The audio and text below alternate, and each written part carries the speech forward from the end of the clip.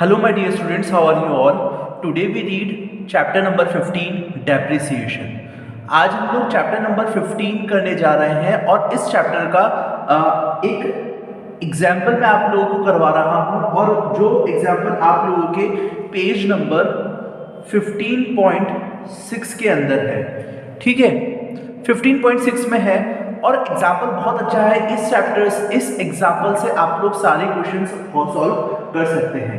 देखिए आप लोगों को ये जो क्वेश्चन है इलिस्ट्रेशन नहीं है आपका, ये आपका एग्जाम्पल है और एग्जाम्पल आपको 15.6 पेज नंबर में मिलेगा और अगर नहीं मिले तो कोई बात नहीं, आप लोगों को ये क्वेश्चन जो है आप लोगों को स्क्रीन पर भी डिस्प्ले हो रहा है, ठीक है। तो हम लोग इस क्वेश्चन को जल्दी से स्टार्ट करते हैं। कॉस्ट ऑफ एन एसेट्स, हम लोगों को ये देखते के साथ ही मैंने आप लोगों को प्रीवियस वीडियो के अंदर बताया था कि इस वीडियो में, इस चैप्टर में हम लोगों को 3 अकाउंट बनाने पड़ेंगे। एक बनेगा एसेट्स अकाउंट, एक बनेगा हमारा एसेट्स का अकाउंट, दूसरा बनेगा हमारा डेप्रिसिएशन अकाउंट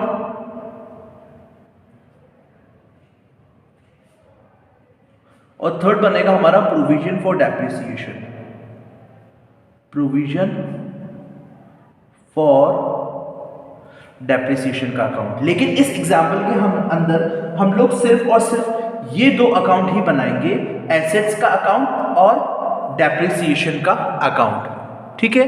स्टार्ट करते हैं। देखिएगा क्वेश्चन जो आप लोगों को गिवन है, वो क्वेश्चन के अंदर जो जो इन्फॉर्मेशन आप लोगों को गिवन है, सिर्फ वही इन्फॉर्मेशन को लेके हम लोगों को ये क्वेश्चन सॉल्व करना है, ठीक है। और ध्यान से समझिएगा, ये क्वेश्चन जो है बहुत ज़्यादा इजी है और एग्जाम्स के पॉइंट ऑफ व्यू से भी आप लोगों के लिए इंपॉर्टेंट है, ठीक है। स्टार्ट करते हैं। Cost of an assets is 1,20,000 rupees. It is estimated to have a scrap value 20,000 rupees. तो मैंने आप लोगों को एक चीज बताई थी, आप लोग सबसे पहले यहाँ पर वर्किंग नोट बना लें। एग्जाम के अंदर आप लोगों को वर्किंग नोट बहुत ही ज्यादा ध्यान से बनाना है, ठीक है ना। आप लोग वर्किंग नोट तो हमेशा बनाएं, भले आप छोटा सा बनाए उसका वर्किंग नोट, लेकिन वर्किंग नोट तो आप लोग हमेशा बनाएंगे, जिससे कि आप लोगों को एग्जाम्स के अंदर जो एग्जामिनर होता है वो सबसे पहले वर्किंग नोट देखता है कि बच्चे ने वर्किंग नोट किस तरीके से पुटअप करा है, किस तरीके से करा है, ठीक है। तो चलिए जल्दी से स्टार्ट कर देते हैं। देखिएगा इसके अंदर जो एनुअल डेप्रिसिएशन हम लोगों को निकालना पड़ेगा, एनुअल डेप्रिसिएशन बाय कौन सा मेथड लगेगा इसके अंदर, एसएलएम मेथड। मैंने आप लोगों को एसएलएम मेथड का फॉर्मूला बताया था कि फॉर्मूला क्या होता है, cost of assets,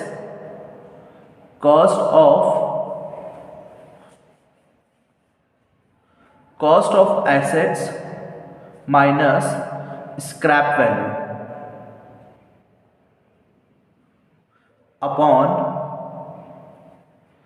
useful life. ये मैंने आप लोगों को बताया था। तो देखिए अब क्वेश्चन देखिएगा, कॉस्ट ऑफ एसेट्स कितनी है, 1,20,000 रुपीज, 1,20,000 रुपीज है और इसकी एस्टिमेटेड स्क्रैप वैल्यू जो है वो दे रखी है हम लोगों को 20,000 रुपीज, ठीक है। और यूजफुल लाइफ कितनी है इसकी, 10 ईयर्स। तो आप लोग निकाल सकते हैं। तो हमारा स्ट्रेट लाइन मेथड से जो एनुअल डेप्रिसिएशन लगेगा वो डेप्रिसिएशन लगेगा हमारा 10,000 रुपीज का, है ना। वो क्या लगेगा हमारा एनुअल डेप लगेगा, जो वो लगेगा हमारा 10,000 रुपीज का, ठीक है।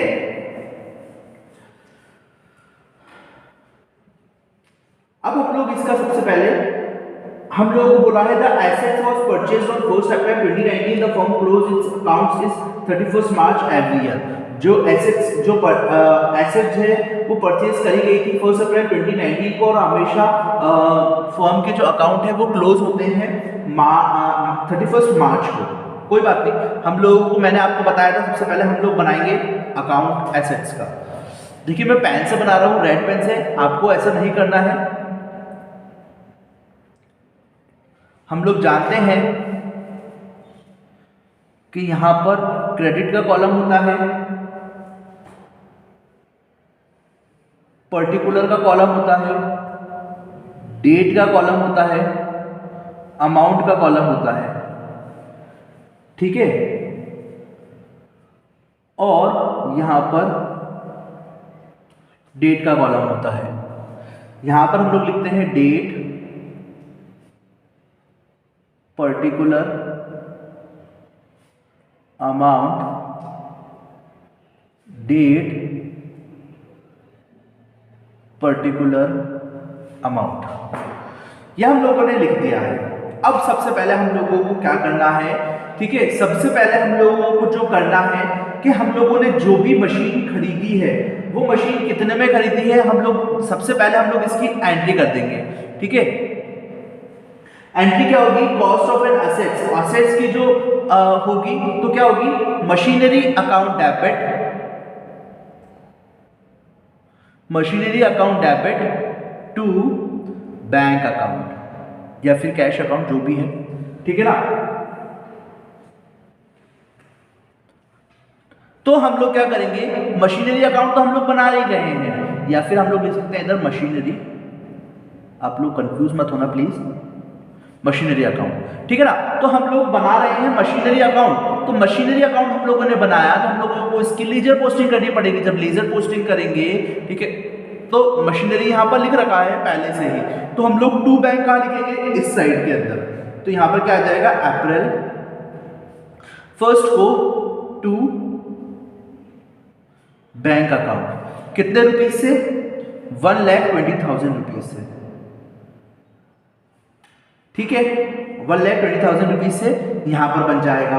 अब आगे वो बोल रहा है कि डेप्रिसिएशन जो लगा है वो कितना लगा है, 10,000 रुपीज का। तो डेप्रिसिएशन जो लगेगा वो लगेगा मशीन के ऊपर, तो हमारी इसकी एंट्री होगी depreciation account debit to machinery account. तो डेप्रिसिएशन जो होगा वो आ जाएगा हमारा डेबिट साइड के अंदर, जो कि मार्च में लगता है, मार्च 31 को, बाय डेप्रिसिएशन अकाउंट। कितने रुपीज से, डेप्रिसिएशन जो लगेगा वो हमारा लगेगा 10,000 रुपीज से, तो हम लोग यहाँ पर 10,000 रुपीज लिख देंगे, यानी कि वैल्यू जो है मशीन की कम हो जाएगी। जब वैल्यू मशीन की कम हो जाएगी तो वो डेप्रिसिएशन जो हो जाएगा वो यहाँ पर आ जाएगा। अब इसके बाद क्या कह रहा है, हम लोग इसको, अब हम लोग पता है हमने मार्च अप्रैल के अंदर मशीनरी के खरीदी है, और खरीदने के बाद हम लोगों ने इसके अंदर जो डेप्रिसिएशन लगा है वो लगेगा 10,000 रुपीज का। अब हम लोग इसको क्लोज कर देंगे, तो क्लोज कैसे हो जाएगा, मार्च 31 को बाय बैलेंस सीडी। मैंने यहां पर बैलेंस सीडी क्यों लिखा, क्योंकि यहां का जो बैलेंस होगा वो यहाँ का बैलेंस कम आ रहा है और यहाँ का बैलेंस ज्यादा आ रहा है, 1,20,000 रुपीज, 1,20,000 रुपीज यहाँ पर आ जाएगा 1,10,000 रुपीज। यहाँ तक तो आई थिंक आप लोगों को समझ में आ रहा होगा, ठीक है। अब इसके बाद हम लोगों को क्या करना है, ये वाला जो बैलेंस है हम लोग नेक्स्ट ईयर के अंदर ट्रांसफर कर देंगे, ठीक है। ये था 2019 के अंदर, और ये वाला जो आएगा 2020 में अप्रैल 1 को, ठीक है। नेक्स्ट ईयर ये वाला जो है वो ट्रांसफर हो जाएगा 2020 के अंदर टू बैलेंस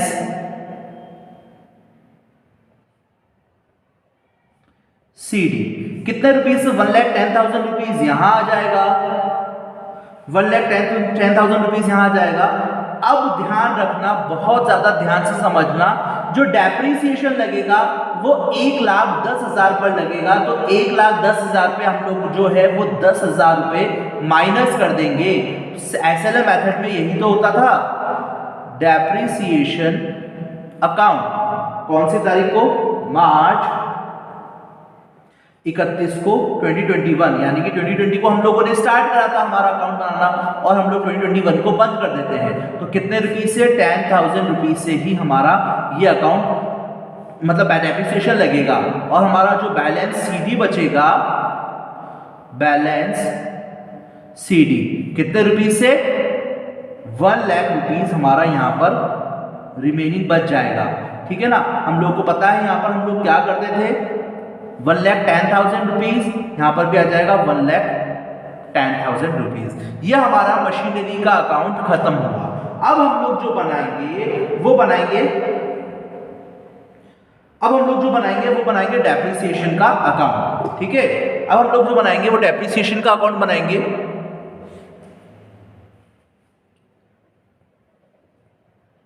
डेप्रिसिएशन अकाउंट हम लोग जानते हैं, डेप्रिसिएशन बनाने के लिए हम लोगों को अकाउंट तो बनाना जानते हैं हम लोग।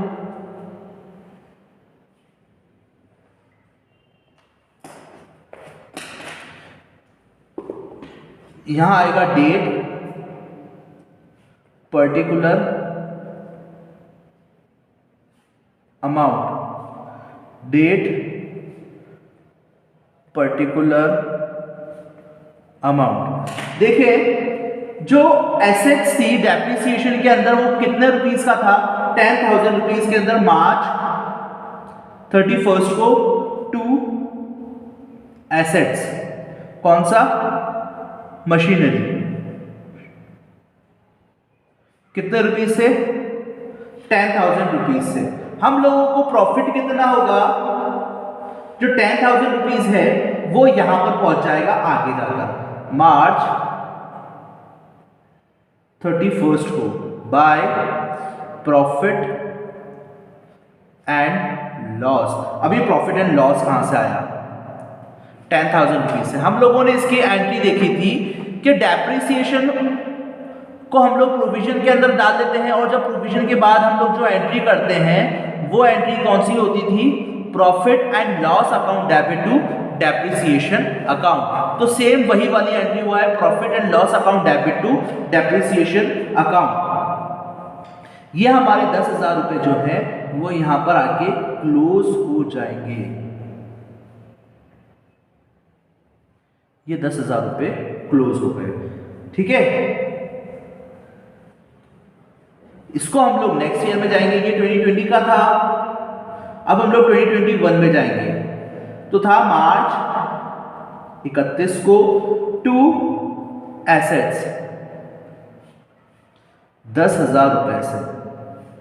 ठीक है, और मार्च 31 को होगा by profit and loss account 10,000 रुपए से। ठीक है, अब मैं आप लोगों को बैलेंस शीट बनाना सिखाऊंगा। बैलेंस शीट के अंदर हम लोग किस तरीके से इसको हैंडल करेंगे।